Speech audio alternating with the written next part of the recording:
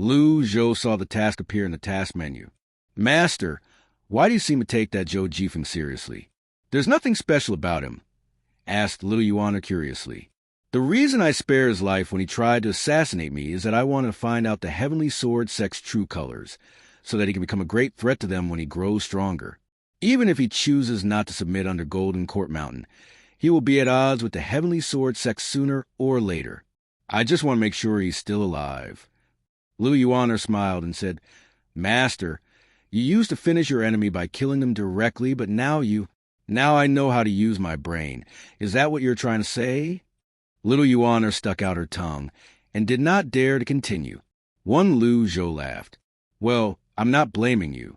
He was killing two birds with one stone by doing so. The first thing he wished to achieve was discipline his villainous disciples with carrots and sticks and pull them over to his side, while the second was to preserve Golden Court Mountain's strength. Although his disciples were evil, Golden Court Mountain's strength would greatly reduce without them. If he did not give them weapons, they would be like toothless tigers. As for dealing with the top 10 sects, it was far too early to do that right now. Master, are you going to let me handle the matter of the CI family? Zhou said in a faint voice. This matter is not as simple as it seems. The reason why I didn't let your fourth senior brother handle it is that I'm worried that he would solve it too simply and crudely. He learned that from the way Mingshi Yin handled the previous kidnapping. The fourth disciple was almost imitating Ji Tiandao in the way he handled it. He killed all the mounted brigands, rescued the people, and that was it. He was not even serious about finding out the culprit behind the incident. Master, please help my family. Little Yuaner knelt and pleaded. Apart from Little Yuaner, Zhou had no one else he could use on Golden Court Mountain. So he said, I will go to Anyang myself. What? Master, you want to handle this yourself? Little Yuaner was taken aback. The master had not left Golden Court Mountain for a long, long time. Although nobody had said anything, everyone vaguely guessed that it was due to physical reasons. She did not expect that he would leave the mountain because of the CI family.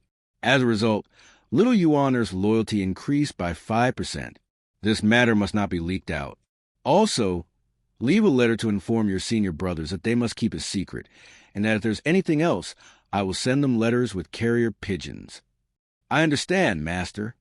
By doing so, Zhou could not only send orders to his disciples across long distance, but also put himself in a safe place.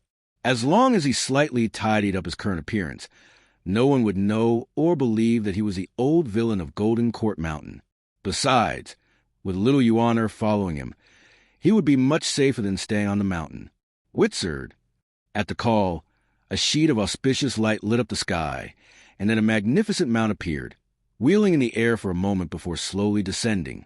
Master, you have changed your mount? Little Yuaner blurted out. Zhou said calmly, Come on up. I dare not ride on Master's mount. It's fine. You can sit in front of me. We can arrive at Anyang in less than 2 hours. The flying speed of a divine court expert was fast, but it was still much slower than a flying mount. Moreover, it took energy for a cultivator to fly. To win against a flying mount, one would have to use a divine ability like Soul Chase. But these divine abilities usually consumed more energy, so they were not suitable for traveling. Little Yuaner jumped on Witzer with apprehension, but she was immediately amazed by its soft feathers and seemingly glowing horns. There were many kinds of mounts. Ordinary fierce beasts tended to be slow and were more suitable for pulling goods. On the other hand, superior mounts usually existed only in rich and powerful families, and the rest were epic and legendary mounts. For most cultivators, it was already considered an astonishing achievement to capture and tame a legendary mount like Wizard, let alone ride one. There was a saying in the cultivation world. If you don't own a legendary mount at birth, you won't have one for the rest of your life. Of course, it was just a joke about the difficulty of obtaining legendary mounts. Sit tight. Zhou lifted his right arm and put it around Little Yuaner's shoulders. Wizard gave a loud cry, which echoed throughout the whole Golden Court Mountain, scattering birds and wild beasts. Then it leaped into the air and flew toward Anyang, while stepping on auspicious clouds. 2 hours later, Zhou controlled Witzer to descend slowly over a forest near the outskirts of Anyang. Little Yuana was shocked, and she could not calm down for a long time after landing. "We have arrived." Zhou glanced at the city and jumped off Witzer. He was pretty much able to move around freely now. "Little Yuana?" he called when he saw Little Yuana still sitting in a daze. Those words finally woke her. "Mas Master," then she jumped off the Witzer and said, "I didn't mean it, but the Witzer is too beautiful." Beautiful? It seemed that girls all over the world looked at things from the same angle. "Yes, I've never seen such a beautiful mount before." "We have arrived. I need to put away the mount before it attracts unwanted attention. Also, your attire and aura is special, so you need to change slightly." Although Little Yuana was not as famous as her senior brothers and sisters in the cultivation world, she was known by some. Since they were going to investigate the kidnapping of the CI family, she would naturally have to hide her identity. "I understand, Master." She immediately concealed her aura, just like her master. After that, they walked to a nearby farmhouse and changed into the clothing of common people. That made them look like a pair of grandfather and granddaughter. "Master, you look more like a farmer now." Little Yuana covered her mouth with a hand and laughed.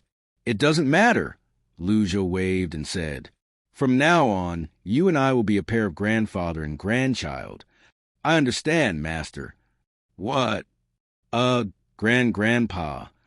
Little Yuana felt awkward having to call her master Grandpa, but it did not take long for her to become playful and keep calling him that. Zhou was somewhat speechless at first. After all, he was only 28 years old in his previous life, and he felt rather embarrassed to be called a grandpa. But he soon got used to it and gradually felt nothing. "Luckily, I have a system that can let me grow younger. Otherwise, I would rather not travel to this dimension." After entering the city, Zhou and Little Yuana glanced around.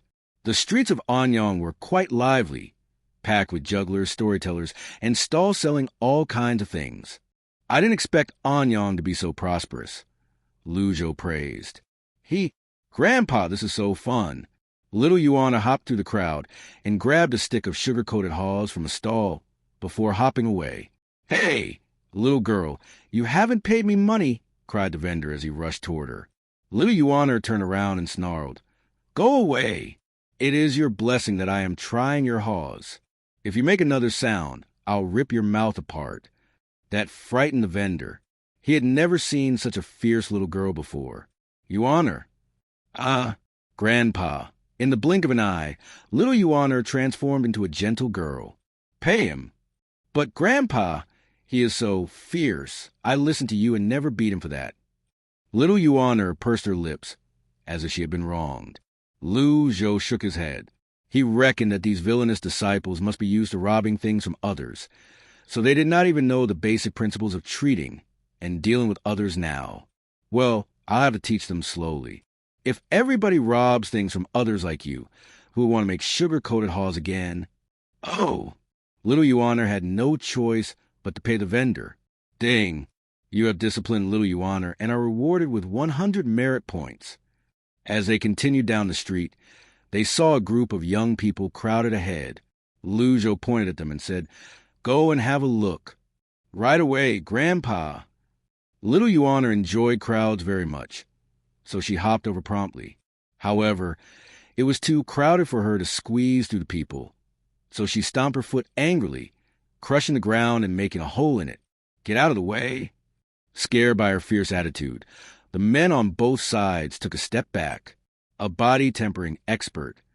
She kicked a hole in the ground. She must be at least a 5th-tier body-tempering expert. Heavens, she's just a little girl. Why is she so strong? The crowd parted in the middle, giving her a way through. Zhou shook his head lightly when he saw that. It seemed that Little Yuana's temper was far more violent than when she was on the mountain. No wonder the group of villainous disciples always wanted to leave Golden Court Mountain to carry out tasks, because it was free and more comfortable to go out than to stay on the mountain. As the crowd parted, Little Yuana saw what attracted so many people. There was a table with 3 men sitting behind it, each having a saber hanging on his waist. The bearded man in the middle glanced at little Yuaner as he nodded approvingly and said, "Not bad. Little girl, have you come here to join our sect as well?" "What?" "You have an amazing foundation, and the kick just now shows that your cultivation base is at the 5th tier of the body tempering realm at the least. Well, register yourself. From today on, you will be a member of the Azure Dragon Association's Anyang Division," said the man. "When did I say I want to join your stinking dragon association?" Little Yuaner found it puzzling. "You are bold, little girl. How dare you insult the Azure Dragon Association?" Little Yuaner swaggered up before lifting one foot and stepping on the table, crushing it in an instant. "What is Azure Dragon Association? What are you doing here? Tell me now, my grandpa is waiting. Who is this wild girl? You are here to mess things up, aren't you? How could you not know about the Azure Dragon Association?" The man was about to attack when Zhou walked over and said, "Stop it." His voice was not loud, but it was mixed with a little bit of energy, and it could be clearly heard by the man. "Interesting.